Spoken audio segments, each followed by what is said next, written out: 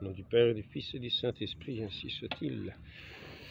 Bon, donc, ainsi que j'ai fait déjà cette démarche pour me retrouver notre Sainte Mère l'Église, après la voir pendant près de 7 ans, entre 6 et 7 ans, laissée de côté, en allant où je pensais conserver la foi catholique, en voyant évidemment toutes les paroles qui n'avaient qu'une apparence catholique, qui étaient dites par des pasteurs de l'Église, et même celui qui en était la tête, en voyant tous ces scandales médiatiques en tout cas, que nous pouvons voir sur certains écrans et que certains se plaisent à montrer, pour dire regardez, regardez, ce n'est pas l'Église, ce n'est pas l'Église, ce n'est pas l'Église. En voyant cette salle d'audience, au fond de laquelle on dirait paraître une gueule de serpent dans laquelle serait le siège du pape quand il s'exprime, lorsque nous voyons lorsqu'il vient jusqu'à nos oreilles tant de scandales. Eh oui, eh oui, eh oui, eh oui, eh oui. Et pourtant, l'enseignement de l'Église est le suivant. L'Église ne sait que le pape est hérétique, que lorsqu'un concile l'a déclaré hérétique. Le pape peut très bien être, celui qui est sur le Saint-Siège peut très bien être hérétique, effectivement, et déjà déposé par le Christ, et déposé par lui-même de par son hérésie. Mais l'Église ne sait qu'il est hérétique que quand un concile l'a déclaré hérétique, quand ces juges de la foi se sont réunis, rassemblés pour déclarer le pape hérétique. C'est l'enseignement de l'Église.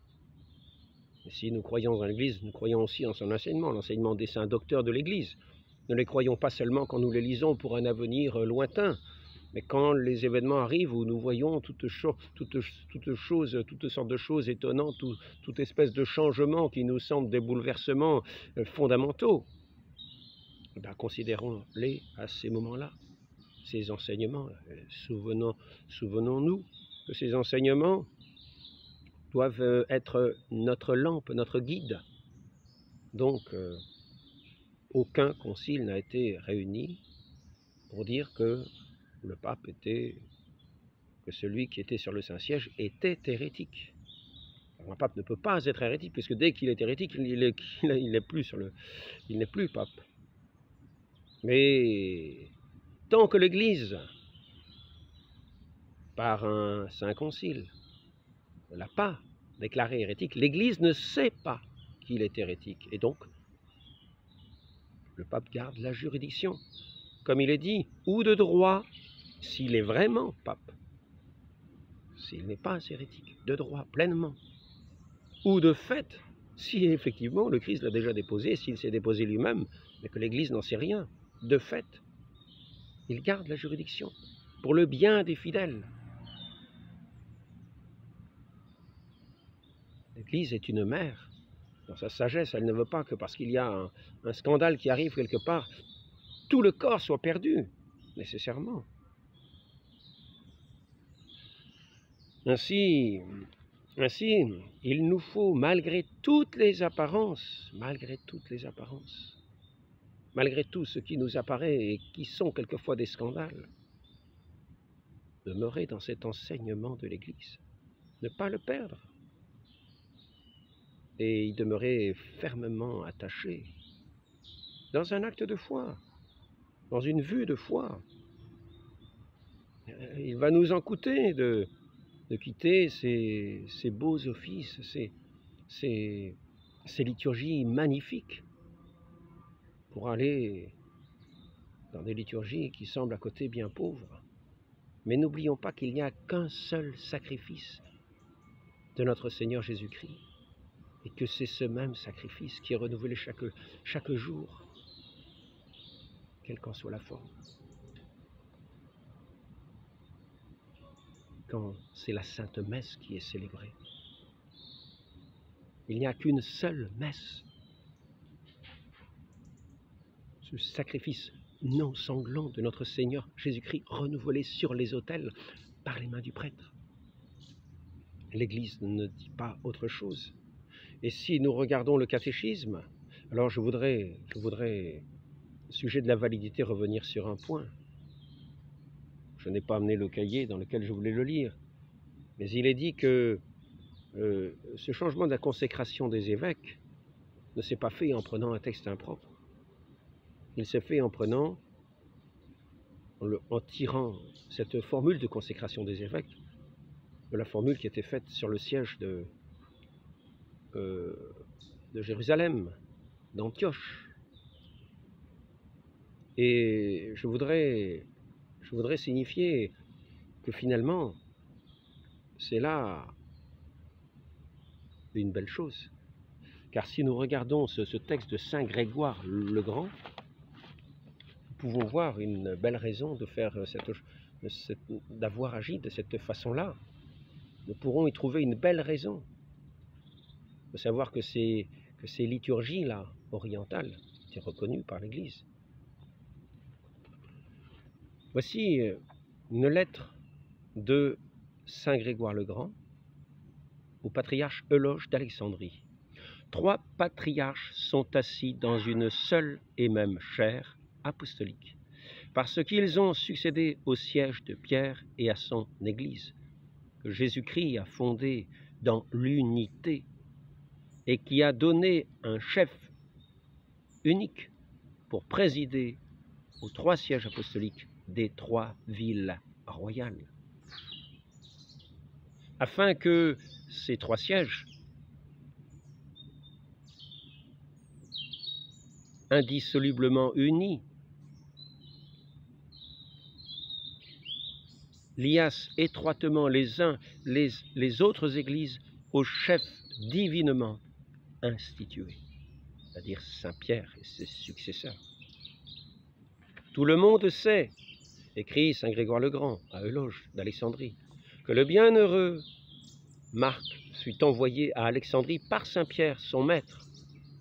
Ainsi, nous sommes tellement liés par l'unité du maître et du disciple que nous paraissons prendre, moi, au siège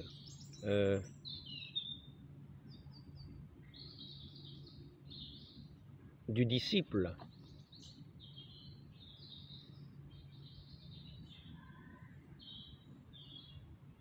à ceux du maître, et vous au siège du maître à cause des disciples. Ce qu'il répète dans une autre lettre adressée au même évêque. Votre siège, dit-il, est le nôtre. Et encore, quoiqu'il y ait eu plusieurs apôtres, il n'y a pourtant qu'un seul d'entre eux placé en 3 lieux différents, qui ait eu autorité sur les autres sièges. Saint Pierre a élevé au premier rang celui où il daigna se fixer et terminer sa vie mortelle. C'est lui qui a illustré le siège où il envoya son évangéliste, son disciple.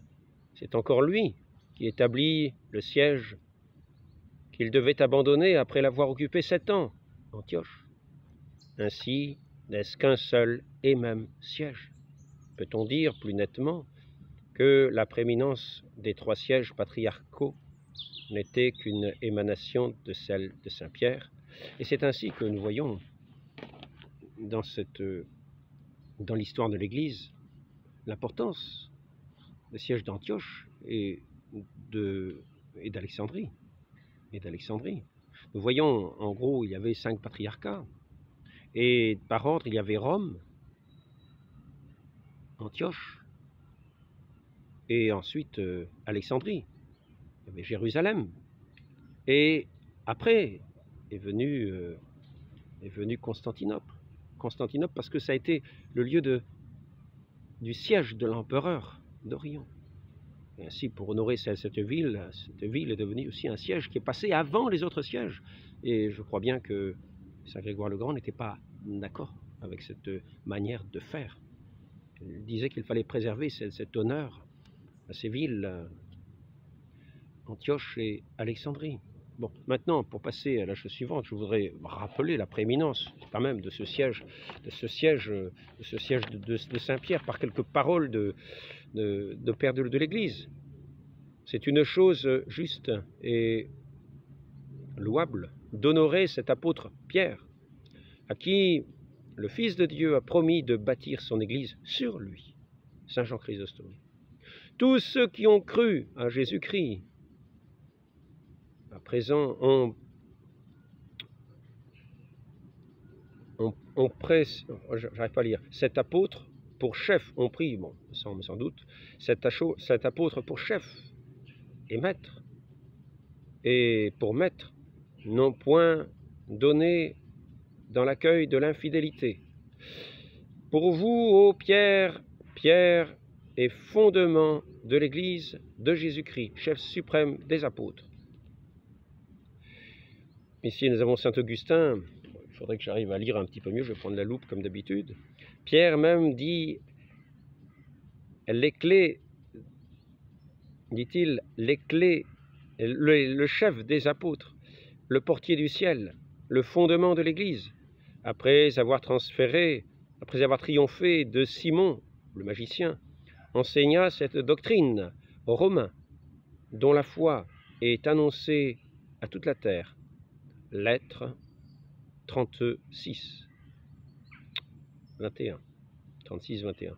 Le Christ a donné à Pierre les clés du royaume des cieux, le pouvoir divin de lier et de délier. Mais l'apôtre a reçu en sa personne un privilège si étonnant et si personnel que pour le transmettre à l'Église de Dieu, etc.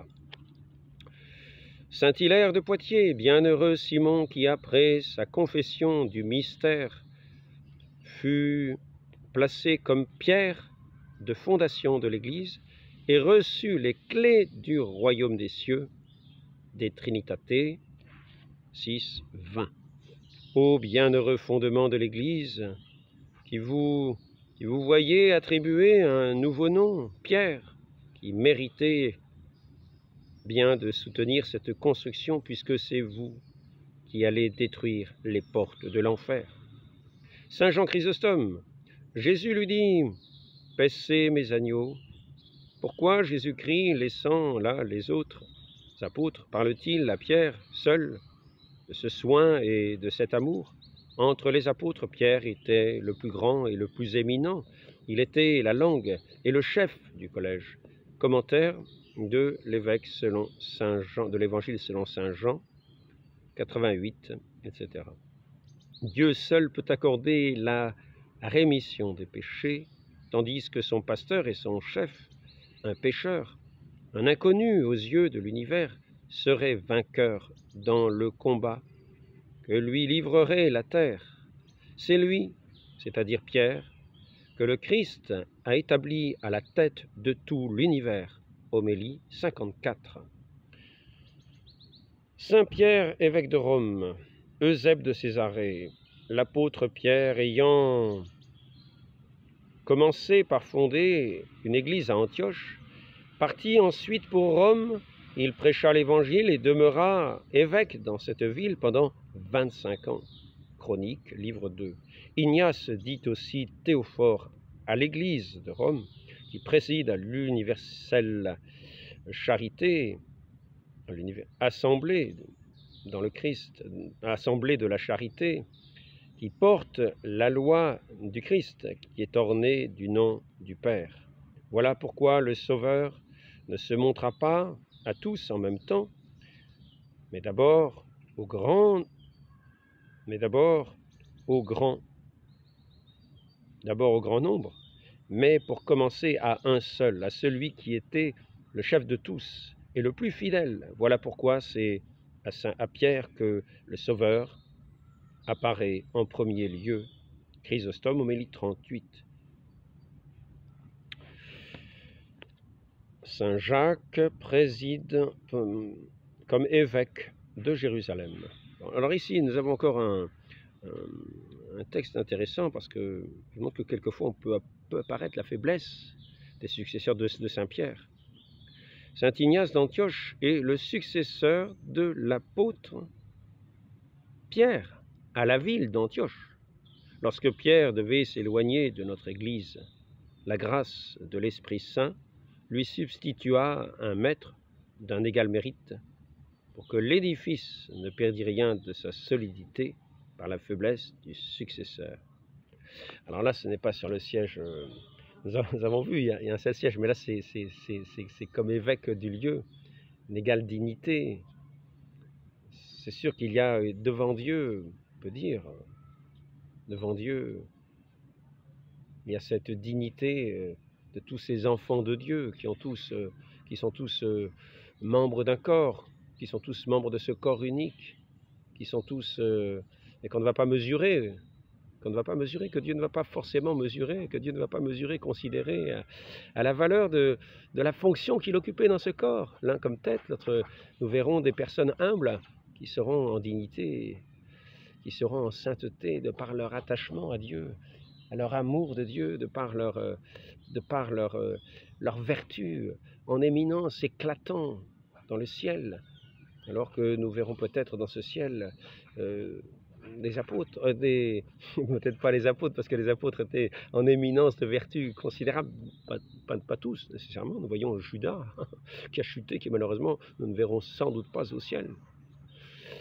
Mais donc ce n'est pas ça que je veux dire. Voilà, je veux simplement rappeler cela et montrer maintenant que ce qui est dit au sujet,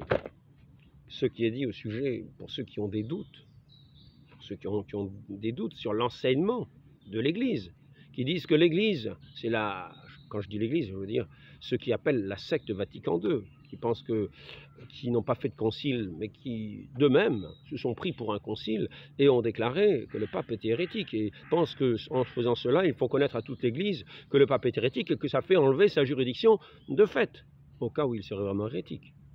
Donc ils se prennent pour un concile et ils dénoncent, ils disent il est hérétique. Donc ils imaginent que la juridiction va céder. Ben non, ce n'est pas ce que dit l'Église. L'Église dit un concile, à ce moment-là, cet esprit donne directement le pouvoir à ce concile.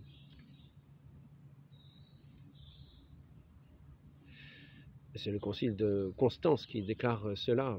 Je le dis plus ou moins bien, hein. Vous m'excuserez, je n'ai pas amené mon livre. Je ne crois pas l'avoir amené avec moi, et c'est bien dommage, parce que nous aurions pu éclaircir un petit peu ça. Maintenant, je vais vous dire, pour rassurer certains qui parlent ils disent la chose suivante. Ils disent, ouais, à Vatican II, il y a une hérésie, c'est la Révolution, Vatican II, c'est la Révolution. Et c'est vrai qu'on a entendu des évêques qui disaient, c'est la Révolution.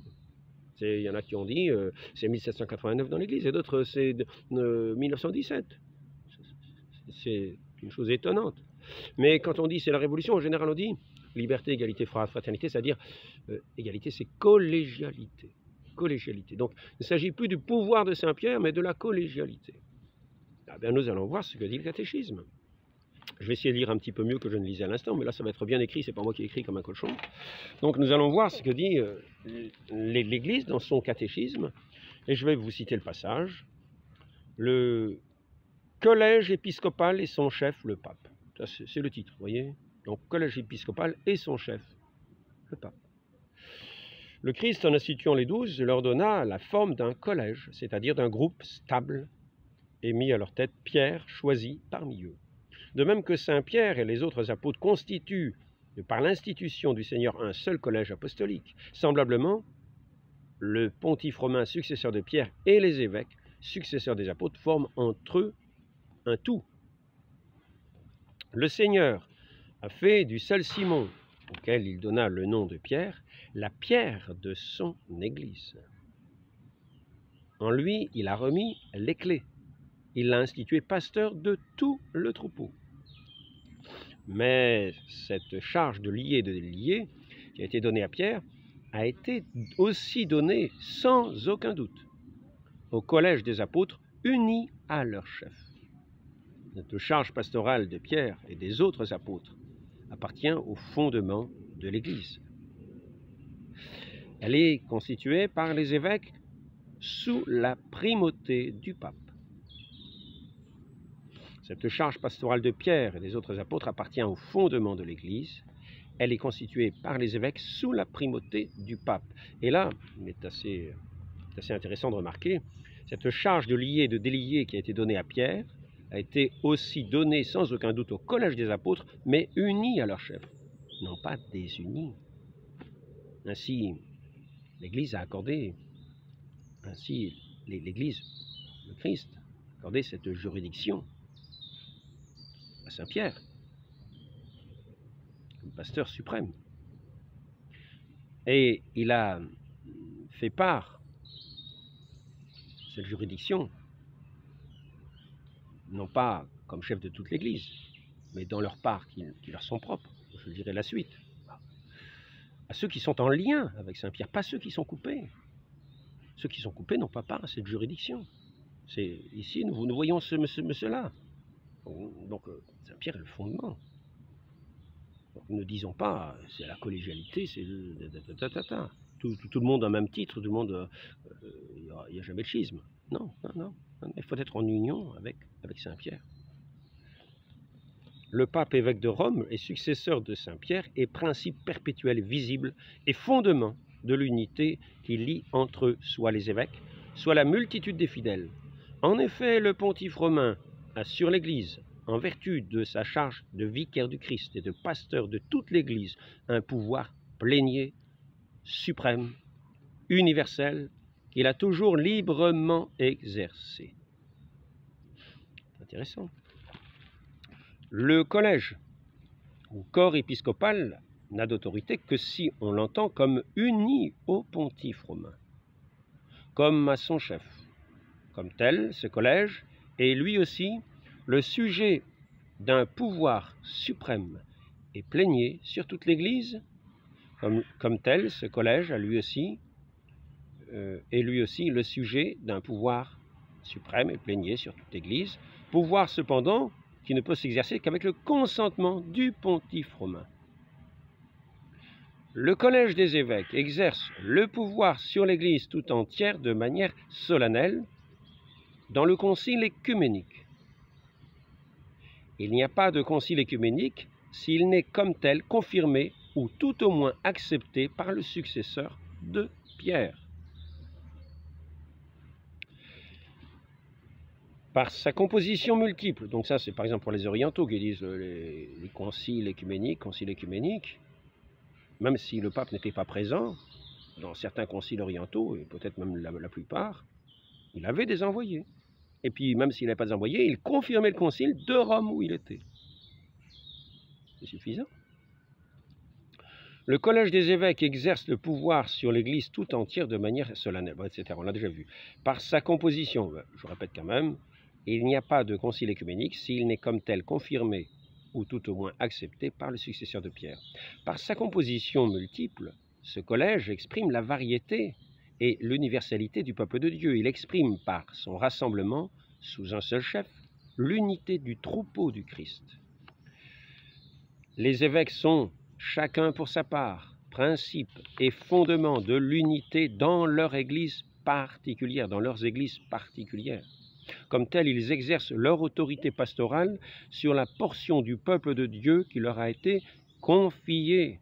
Donc l'autorité des évêques est préservée sur la charge, sur la part qui leur a été confiée, ces diocèses.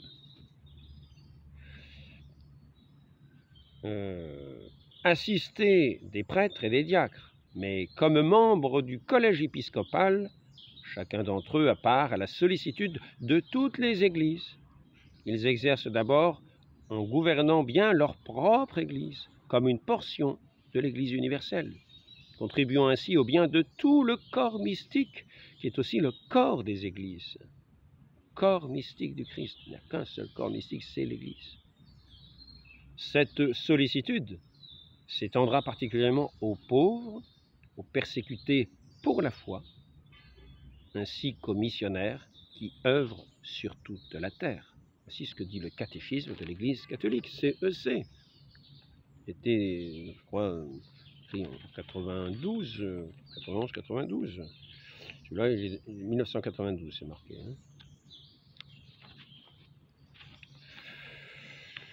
Les églises particulières, voisines et de culture homogène forment des provinces ecclésiastiques ou des ensembles plus vastes appelés patriarcats ou régions.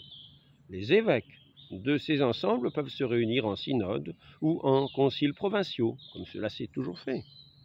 De même, les conférences épiscopales peuvent aujourd'hui contribuer de façon multiple et féconde à ce que l'esprit collégial se réalise concrètement.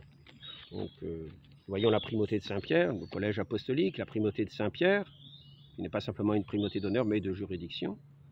Et nous voyons le pouvoir des évêques dans leur diocèse propre. Et cette unique Église du Christ par toute la terre, avec le soin particulier pour les plus pauvres et les missionnaires, les persécutés pour la foi. Donc la charge d'enseigner, les évêques avec les prêtres, leurs coopérateurs, ont pour première tâche d'annoncer l'évangile de Dieu à tous les hommes. Selon l'ordre du Seigneur, ils sont les héros de la foi qui emmènent au Christ de nouveaux disciples, les docteurs authentiques de la foi apostolique pourvus de l'autorité du Christ. Bon, moi pour ceux qui me parlent de collégialité, de révolution, d'égalité, je remarque que ce n'est quand même pas tout à fait de ça dont il est question. C'est l'enseignement qui a toujours été l'enseignement de l'Église. L'enseignement qui a toujours été l'enseignement de l'Église. Une Église est un corps mystique du Christ, avec pour chef Saint-Pierre. Les apôtres, ils ont été institués. Notre Seigneur, après avoir prié, a institué ces 12 apôtres, nous le savons tous. Oui, et ils étaient ensemble. Et oui, et oui. Bon, établi dans cette dignité apostolique, et Saint-Pierre, le chef. Hein, donc, voyons bien, il faut être unis au Père. Il n'y a rien de différent qu'en disant, en conséquence, nous déclarons, disons, et définissons qu'il est absolument nécessaire au salut, pour toute créature humaine, d'être soumise au pontife romain. Et là, nous rejoignons ce qui est dit, unam sanctam. Hein, parce qu'il faut être unis, il est bien dit ça. Hein, la charge pastorale du magistère, vous voyez, le peuple qui demeure. Cette infaillibilité, mince, est-ce que j'ai vu ça? Je ne sais plus. L'institution des seigneurs, c'est le collège apostolique, voilà. Lié et délié, a été donné sans aucun doute au collège des apôtres, unis à leur chef. Unis à leur chef. Pas ceux qui ne sont pas désunis. Ceux qui sont unis à leur chef. Dans cette unique Église de notre Seigneur Jésus-Christ. Comprenons-le bien. Donc, tant que le pape n'a pas été déclaré hérétique par un concile, nous n'avons pas de raison de dire, pourrions avoir des doutes, à se dire, mais qu'est-ce qu'il nous dit? Et c'est pour ça que les conciles, quelquefois, se réunissent, parce qu'il y a tellement de choses abracadabrantes que le concile se réunit et déclare le pape hérétique.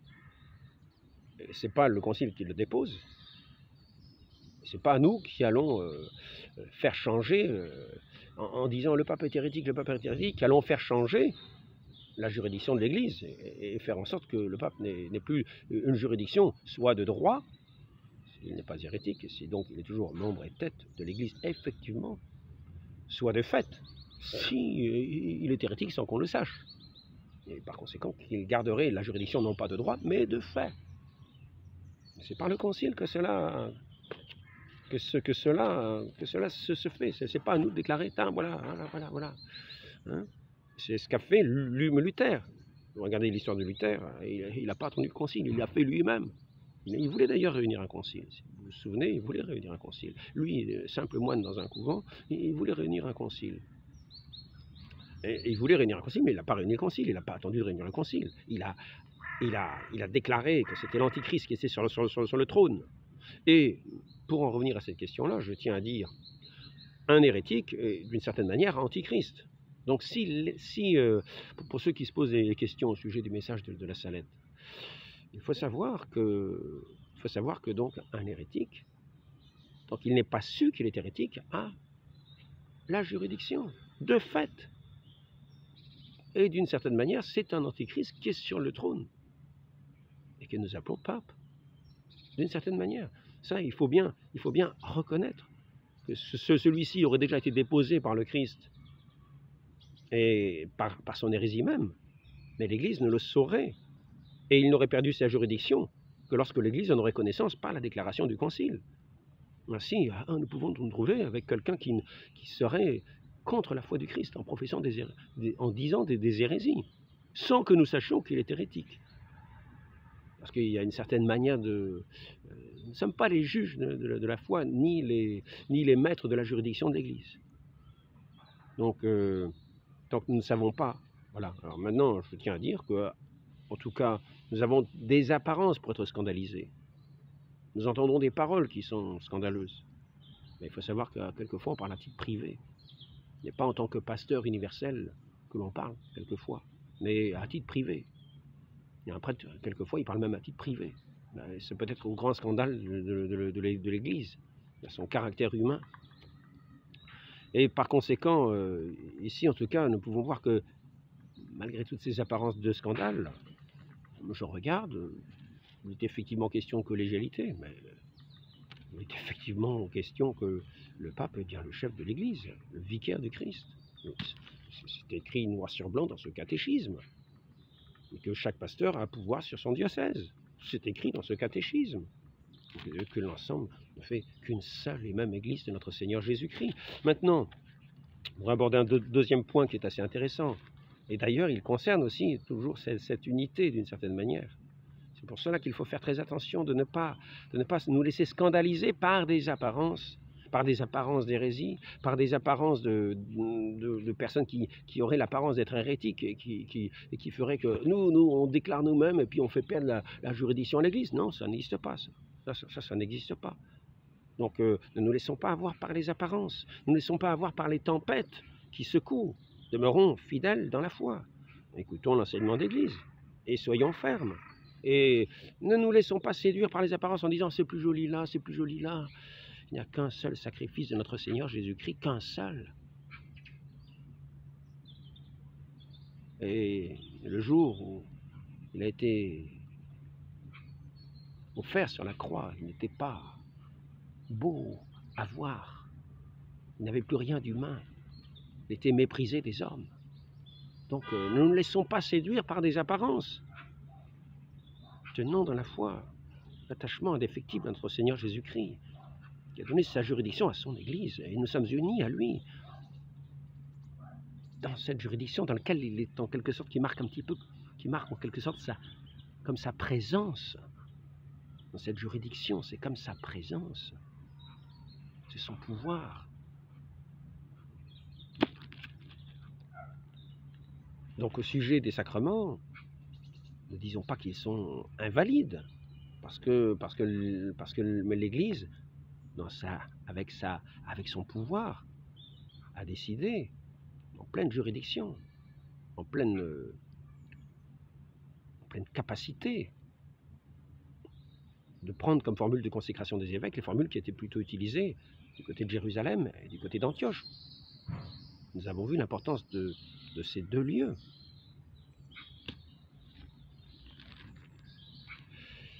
Donc ici, hors de l'Église, point de salut. Comment faut-il entendre cette affirmation? Va-t-on dire que c'est un salut universel et un salut universel quasi général? Nous allons voir que ce qui est dit là, au sujet de hors de l'Église, point de salut, c'est ce qu'on retrouve dans pratiquement tous les catéchismes de nos encycliques des papes. On ne va pas trouver autre chose. Et il faut bien faire attention aux mots, ne pas leur faire dire ce qui est dit. On ne dit pas qu'ils sont sauvés, et qu'ils sont sur la voie du salut. Même tout homme ici-bas est sur la voie du salut. Même le pire des assassins est sur la voie du salut, pourvu qu'à un moment donné, ils se convertissent. Parce que tant que nous sommes ici-bas, nous avons le souffle pour nous convertir, pour revenir de notre voie mauvaise. Le péché est toujours une voie mauvaise. Ce n'est pas l'orientation vers le salut, mais quelquefois nous passons par des voies de péché et nous n'avons qu'un seul chemin ici-bas. C'est ce chemin, quelquefois, quand nous sommes loin de la parole de Dieu, nous allons selon les séductions, selon ce qui nous apparaît, selon notre quant à moi, selon son quant à soi, selon nos jugements propres, au lieu de nous fier à la parole ferme, la parole solide de l'Église, à son enseignement véritable. Et ainsi, nous nous trouvons quelquefois en dehors dans des plus belles apparences, mais nous sommes en dehors. Donc, ici, nous allons voir qu'il faut faire attention aux mots, mais l'enseignement est exactement le même. Il n'y a rien de nouveau sous le soleil, pourrait-on dire. Comment faut-il entendre cette affirmation souvent répétée par les pères de l'Église, formulée de façon positive? Elle signifie que tout salut vient du Christ tête par l'Église qui est son corps. Appuyé sur la Sainte Écriture et sur la tradition, le Concile enseigne que cette Église en marche sur la terre est nécessaire au salut. Seul, en effet, le Christ est médiateur et voie de salut. Or, il nous devient présent en son corps, qui est l'Église, et en nous enseignant expressément la nécessité de la foi et du baptême, c'est la nécessité de l'Église elle-même, dans laquelle les hommes entrent par la porte du baptême, qu'il nous a confirmé en même temps. Point. Voilà ce qui est dit. C'est pourquoi ceux qui refuseraient soit d'entrer dans l'Église catholique, soit d'y persévérer, alors qu'ils la sauraient fondée de Dieu par Jésus-Christ comme nécessaire, cela ne pourrait être sauvé. Qu'y a-t-il de nouveau? Cette affirmation ne vise pas ceux qui, sans qu'il aille de leur faute, ignorent le Christ et son Église. C'est ce qu'on en trouve dans pratiquement tous les catéchismes de la tradition. C'est ce qu'on trouve pratiquement dans tous les catéchismes de la tradition. En effet, ceux qui, sans faute de leur part, ignorent l'évangile du Christ et de son Église, mais cherchent pourtant Dieu d'un cœur sincère et s'efforcent sous l'influence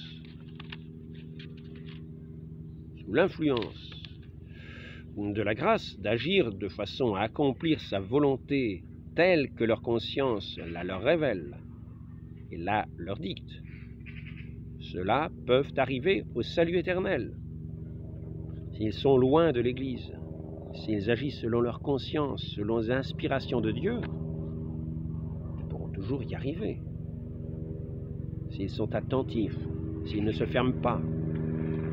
Bien que Dieu puisse, par des voies connues de lui seul, amener à la foi, qu'il dit, sans laquelle il est impossible de plaire à Dieu, les hommes qui, sans faute de leur part, ignorent l'Évangile, l'Église a le devoir en même temps que le droit sacré d'évangéliser tous les hommes.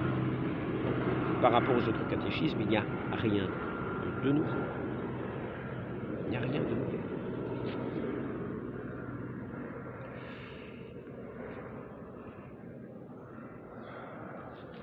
Donc nous voyons qu'il y a cette nécessité, dès que nous savons, n'oublions pas que nous ne pouvons jamais aller contre notre conscience.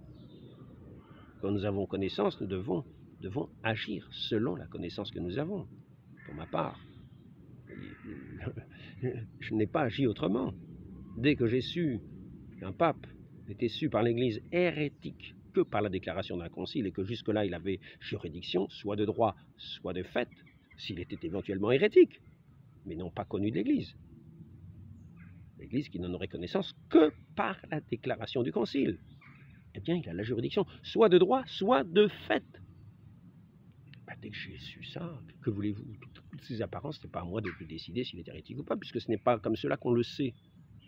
Ce n'est pas la manière de Luther qu'on le sait, qui a déchiré toute l'Église, qui a fait un schisme épouvantable, qui a entraîné des guerres épouvantables.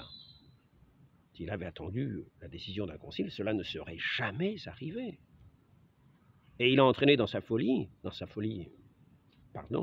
son égarement, car nous devons éviter de dire fou. N'oublions pas la parole de l'Évangile. Celui qui dira fou passera à la gêne. Donc faisons attention à nos paroles. Demande pardon. Mais dans l'égarement. Il a entraîné dans son égarement, dans son aveuglement, peut-être par cette méconnaissance de cet enseignement de l'Église, que nous ne savons qu'un pape est hérétique, que lorsque un concile s'est réuni pour le déclarer tel. Jusque-là, nous n'en savons rien. Là, nous voyons un enseignement d'Église qui correspond à ce qui est marqué dans tous les catéchismes que l'on appelle traditionnels. Tous ces catéchismes ne disent pas autre chose. Donc, ne nous laissons pas avoir par des apparences. Soyons fermes dans la foi, dans l'écoute de l'enseignement de l'Église. Si nous voulons professer d'être fidèles à l'enseignement unique de l'Église, je vais par exemple ouvrir le catéchisme à n'importe quelle page. au hasard. Enfin, ce ne sera pas au hasard, c'est toujours la providence qui agit.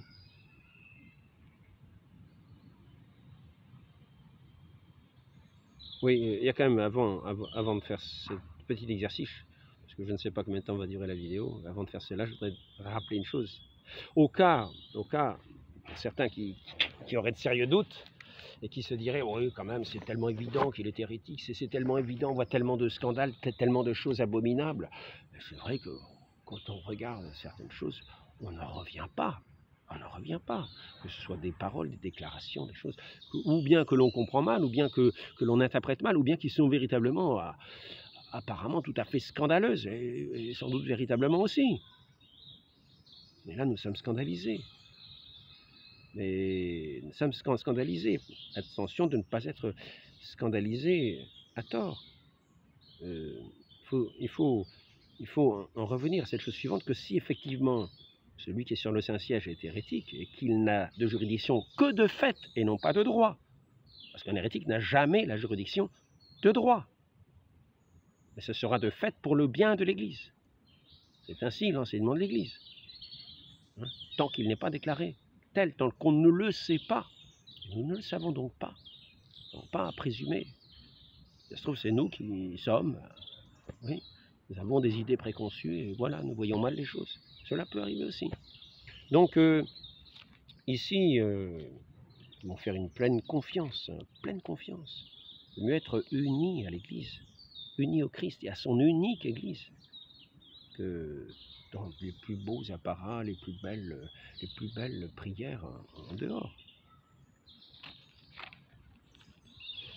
Ce que je voulais dire, c'est quand la juridiction est une juridiction qui n'est plus que de droit, qui n'est pas de droit, mais de fait. Là, il faut faire très attention. Parce qu'à ce moment-là, tout ce qu'accorde la juridiction, que ce soit dans les sacrements ou autrement, ne sera fait que lorsque le ministre de tous les sacrements donne les sacrements en agissant dans l'intention que l'Église veut le faire. Ainsi, la messe et l'actualisation de l'unique sacrifice de notre Seigneur Jésus-Christ sur l'autel dans les mains du prêtre. Sacrifice non sanglant, mais à ce moment-là, faisons bien attention que le prêtre ne donne pas l'impression d'être loin de cette intention-là. Car s'il est loin de cette intention-là, si visiblement il n'a pas la foi dans et qu'il n'agit pas dans l'intention de célébrer, l'intention de remémorer, de rendre actuel cet unique sacrifice du Christ, mais que pour lui c'est simplement comme ça une fête, quelque chose, le Saint-Sacrement, bon, on le tient comme ça sans aucun respect. Faisons attention, soyons très prudents. Car là, lorsque la juridiction n'est que de fait, il faut veiller à l'intention dans laquelle agit le ministre. Et allons à ce moment-là, là où nous voyons que l'intention est pure, est bonne. Que le saint sacrifice est célébré avec respect, est offert avec respect. Et que les saintes espèces, de précieux sang de notre Seigneur, son corps précieux, sont aussi tenus en grand respect et en adoration. Donc, oui, c'est ce que je voulais dire à ce sujet. Maintenant, je vais ouvrir le catéchisme comme ça, voir s'il y a un sujet qui va soudain nous scandaliser. L'Eucharistie, gage de la gloire à venir. Dans une antique prière, l'Église acclame le mystère de l'Eucharistie, ô banquet sacré où le Christ est notre aliment, où est ravivé le souvenir de sa passion, où la grâce emplit notre âme, où nous est donné le gage de la vie à venir. Si l'Eucharistie est le mémorial de la Pâque du Seigneur, si par notre communion à l'autel nous sommes comblés de toute bénédiction céleste et grâce, l'Eucharistie est aussi l'anticipation de la gloire céleste. Lors de la dernière scène, le Seigneur a lui-même tourné les regards de ses disciples vers l'accomplissement de la Pâque dans le royaume de Dieu. Je vous le dis, je ne boirai plus désormais de ce produit de la vigne jusqu'au jour où je boirai avec vous le vin nouveau dans le royaume de mon Père. Chaque fois que l'Église célèbre l'Eucharistie, elle se souvient de cette promesse de son regard et son regard se tourne vers celui qui vient. Dans la prière, elle appelle sa venue, Maranathan. Viens, Seigneur Jésus, que ta grâce vienne et que ce monde passe. L'Église sait que dès maintenant, le Seigneur vient dans son Eucharistie et qu'il est là, au milieu de nous. Cependant, cette présence est voilée. C'est pour cela que nous célébrons l'Eucharistie en attendant la bienheureuse espérance et l'avènement de notre Sauveur, Jésus-Christ, en demandant d'être comblés de ta gloire dans ton royaume, tous ensemble et pour l'éternité, quand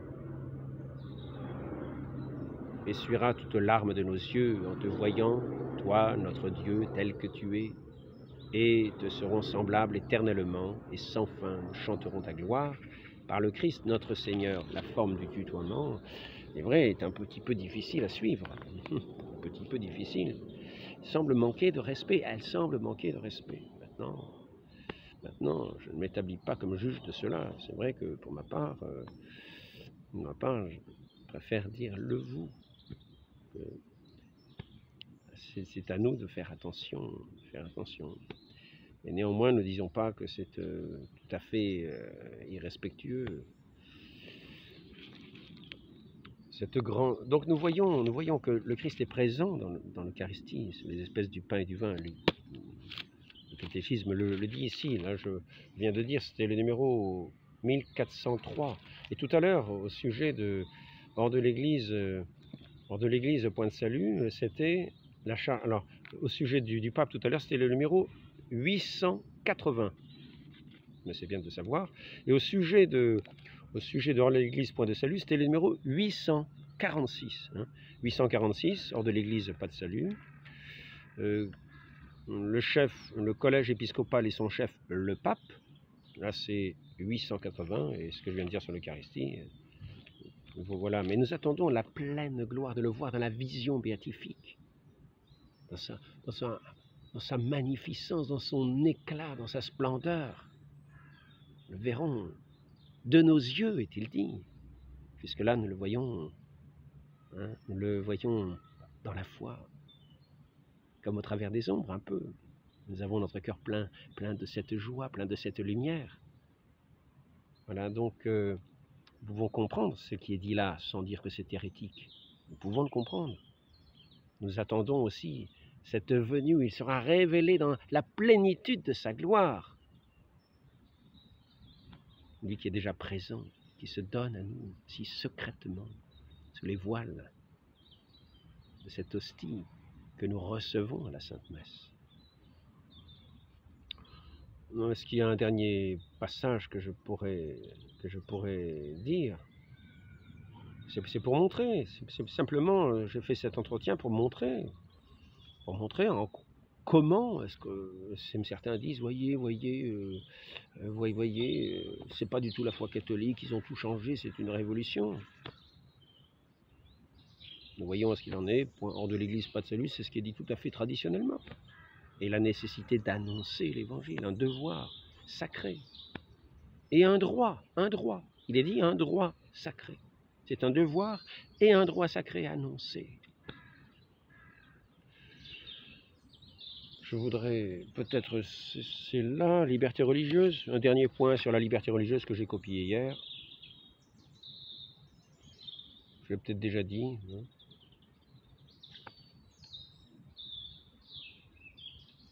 Donc c'est le numéro 2108. Le droit à la liberté religieuse n'est ni la permission morale d'adhérer à l'erreur, ni un droit supposé à de la personne, ni un droit supposé, ni un droit supposé à l'erreur, mais un droit naturel de la personne humaine à la liberté civile, c'est-à-dire à l'immunité de contraintes extérieures dans de justes limites en matière religieuse de la part du pouvoir politique. Le droit naturel doit être reconnu dans l'ordre juridique de la société de telle manière qu'il constitue un droit civil. Le droit à la liberté religieuse ne peut être de soi ni illimité, ni limité seulement par un ordre public, conçu de manière positiviste ou naturaliste. Les justes limites qui lui sont inhérentes doivent être déterminées pour chaque situation sociale par la prudence politique, selon les exigences du bien commun, ratifiées par l'autorité civile, selon les règles juridiques conformes à l'ordre moral objectif, droit naturel et droit divin. Le premier commandement interdit d'honorer d'autres dieux que l'unique Seigneur qui s'est révélé à son peuple. Il proscrit la superstition et l'irreligion. Ça, c'est le numéro 1210. Donc là, nous étions, avec la liberté religieuse, 2108, 2109. Et il est intéressant, donc c'est le droit à l'immunité de contraintes extérieures. C'est-à-dire, par exemple, le droit naturel, ce n'est pas, du moins la liberté religieuse, ce n'est pas le droit, par exemple, à l'usure. Faire de l'usure sur les pauvres gens, comme faisaient certains à certaines époques. Dans les royaumes chrétiens, certains pratiquaient l'usure, parce qu'ils n'étaient pas chrétiens, donc ils pratiquaient l'usure sur les chrétiens. Il paraît assez juste que là, sans que ce soit une contrainte à cause de la religion, cette liberté religieuse qui est dite n'aille pas s'étendre jusqu'à faire des injustices, à profiter de la faiblesse des pauvres pour leur extorquer de l'argent. Voilà, un exemple. Ou à mettre des gens dans une société chrétienne qui ne sont pas chrétiens à la tête pour démolir la société chrétienne. Donc ça, c'est de la prudence. Et on ne dit pas de proscrire cela. On ne dit pas de proscrire. Par contre, il faut veiller à ne pas persécuter les populations. Et d'ailleurs, c'est ce qui se faisait dans les gouvernements des différents rois ou reines, même en Espagne, par exemple. Normalement, les populations qui n'étaient pas chrétiennes pouvaient vivre en paix. Il y avait des révoltes. Alors quelquefois, ça entraînait le fait qu'ils se fassent chasser parce qu'ils se révoltaient, parce qu'ils profitaient d'un abus. Par exemple, Isabelle, la catholique, laissait les musulmans qui étaient restés en Espagne avec leurs armes à certains endroits. Et ils ont profité de cela pour faire venir des musulmans de l'étranger et pour faire une rébellion où ils étaient avec les armes qu'on leur avait laissées. Nécessairement, il y a eu des réactions. Ça s'appelle la prudence. Et oui. Donc, nous voyons qu'il faut régler les affaires. Là, il n'est pas question de persécuter les gens, parce que la juridiction de l'Église ne s'étend que sur les baptisés. Et même pour eux, là il est dit ici qu'il n'y a pas de persécution physique, de contrainte physique, parce qu'il y aurait des gens qui perdraient la foi, ou voilà. C'est dans ce sens-là qu'on peut le comprendre. Mais ce n'est jamais un droit à l'erreur. C'est jamais le droit, la reconnaissance d'un droit à l'erreur. Nous devons, vous voyez, ici il est bien dit, le premier commandement interdit d'honorer d'autres dieux que l'unique Seigneur qui s'est révélé à son peuple. Il proscrit la superstition et l'irreligion. Ça, c'est 1210 du catéchisme de l'Église catholique. Voilà, je voudrais terminer maintenant en demandant à la très sainte Vierge Marie de nous éclairer et de ne pas nous laisser séduire par les apparences trompeuses. La Vierge Marie dit à la Salette, on va me perdre la foi. Et sera occupé par l'Antichrist. Il se peut qu'il y ait un hérétique inconnu, que nous ne connaissons pas parce qu'il n'a pas été déclaré comme tel, donc il aurait perdu la foi à ce moment-là. Mais ça fait partie de l'enseignement de l'Église. Celui-là n'a pas la juridiction de droit, mais de fait, pour le bien de l'ensemble de l'Église. Et par contre, nous avons toujours ces protections par rapport à ces erreurs. Nous savons bien, je vous l'ai déjà dit plusieurs fois, et nous devons, quand nous lisons les textes, ne pas les interpréter en mal, mais toujours les interpréter de la bonne façon. Par exemple, ici, nous avons les règles de Boniface 8, 88 règles. On doit regarder comme nul tout ce qui se fait contre le droit. C'est une assurance que nous avons, et en le regardant comme nul, nous n'irons jamais contre la juridiction. Au contraire, c'est là que nous la respectons. Et au contraire, en cédant à ce qui va contre le droit naturel, le droit divin, autour desquels tous les droits, toutes les règles, toutes les lois sont agencées et leur autorité ne vient que du respect de ses lois, viennent de Dieu. Il est certain que celui-là, alors ici, voyons, l'accessoire, il convient, là c'était la règle 43, hein, non, c'était la règle 64, on doit regarder comme nul tout ce qui se fait contre le droit. Ici, il convient de restreindre ce qui est odieux et d'étendre ce qui est favorable. Donc quand nous comprenons, quand quand il y a une ambiguïté dans un texte, il faut contraindre ce qui est odieux, ce qui paraît odieux. Voilà, et le mettre toujours dans le bon sens. Ça, c'est la règle 15 de Saint Boniface, de Boniface VIII. Personne ne peut être obligé à l'impossible, ni à l'illicite. Dans les choses obscures, il faut prendre le parti le moins sévère. Ça, si je préfère prendre cette règle maintenant de Grégoire IX, donc lui, il y a moins de règles, il me semble qu'il y en a 11. On doit interpréter les choses douteuses de la manière la plus favorable. Quand nous lisons, prenons le parti le plus favorable, celui qui correspond à la foi véritable, et non pas, si ça paraît ambigu, le côté qui va à l'hérésie. Même quand nous voulons juger, ne disons pas il a dit ça, en mauvaise part. Prenons-le de la meilleure part.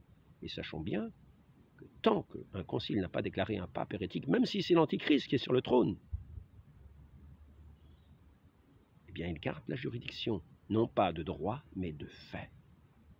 Et nous devons être en union, non pas pour ses erreurs, car ses erreurs sont tenues pour nulles. Tenons bien et veillons fermement.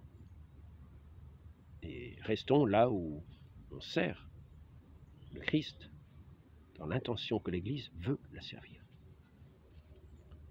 Ce qui a été fait illicitement n'entraîne pas d'obligation. Nous restons dans la juridiction quand des choses sont faites illicitement. Parce que ça n'entraîne aucune obligation, il n'y a aucune juridiction sur ces choses-là. Aucun pouvoir, aucune autorité, rien.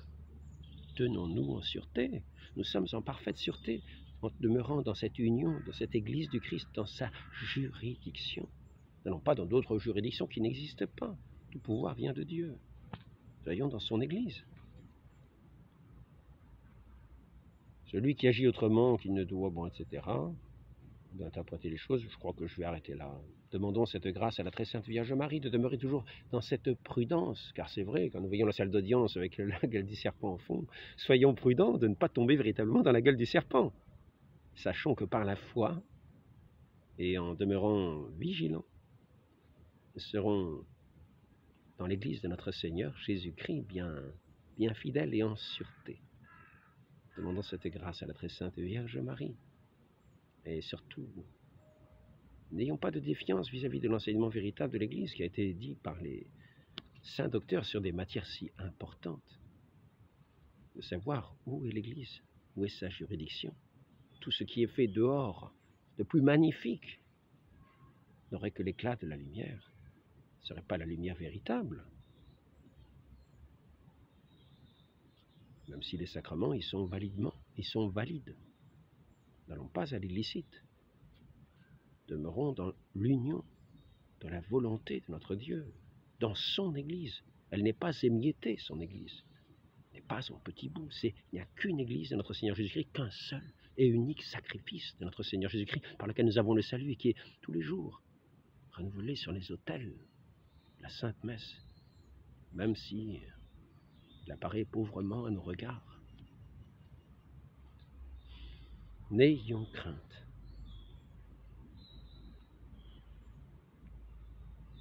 Très Sainte Vierge Marie, soyez notre secours en toute occasion. Donnez-nous de demeurer comme ces vierges sages,